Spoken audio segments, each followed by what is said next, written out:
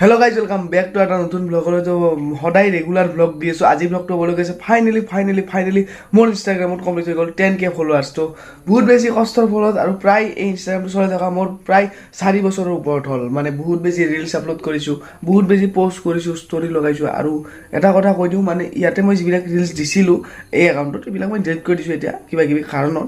যি নহওক, এতিয়া চাওক আপোনালোকে মোৰ লগত আছে ইনষ্টা একাউণ্টখন। তো দিছ ইজ হিয়াৰ 38। তো যোনে এতিয়ালৈকে ফ'ল' কৰা নাই মোৰ ইনষ্টা একাউণ্টটো যায় প্লিজ সকলোৱে ফ'ল' কৰি দিব। হিয়াৰ 38 বুলি আছে, স্ক্ৰীণতো নামটো আহি আছে। তাৰমানে প্লিজ ফ'ল' কৰি দিব, নাপাহৰিব। কাৰণ মানে মই তাতে ষ্টৰি দি থাকোঁ ক'ৰবাত গ'লে সকলোখিনি মানে।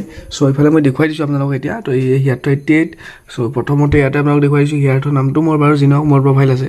তো মোৰ প্ৰফাইল দেখাব আৰু এনেকুৱা হিয়াৰ্থ বুলি বহুত কেইখনে একাউণ্ট দেখাব। মানে মই বহুত আগতে খুলিছিলোঁ। চ' ডেটছ ৱাই। তো আপোনালোকে এইখনে চাব আৰু এইখন ফটো দেখাই দিছোঁ।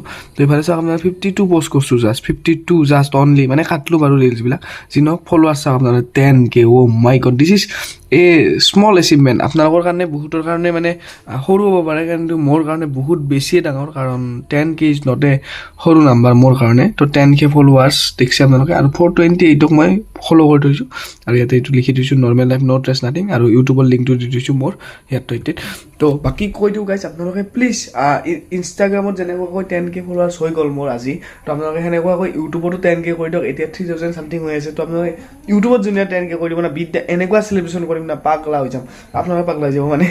যি নহওক, ইফালে চাওক আপোনালোকে এতিয়া মই পূৰা চাই আছোঁ এতিয়া। চব মানে ভাল লাগে বিলাক তেনেকৈ হৈ চাব। এতিয়া মই অলপমান ফটোটো দেখাই দিছোঁ কিমান ইউটিউবাৰ্ছক মই লগ কৰিলোঁ এতিয়ালৈকে। ইয়াতে ইউটিউবাৰ্ছ বুলি আছে চাব। মই চাউণ্ডটো অফ কৰি দি আছোঁ ৰ'ব।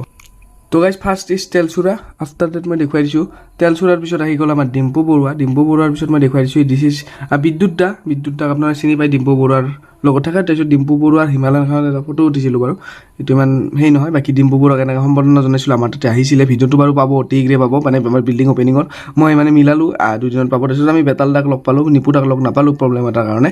নিপু দা নাছিল। তাৰপিছত আমি লোকক লগ পালোঁ। তাৰপিছত আমি লোকৰ বাহিৰে মিন্ময় দাক লগ পাইছোঁ।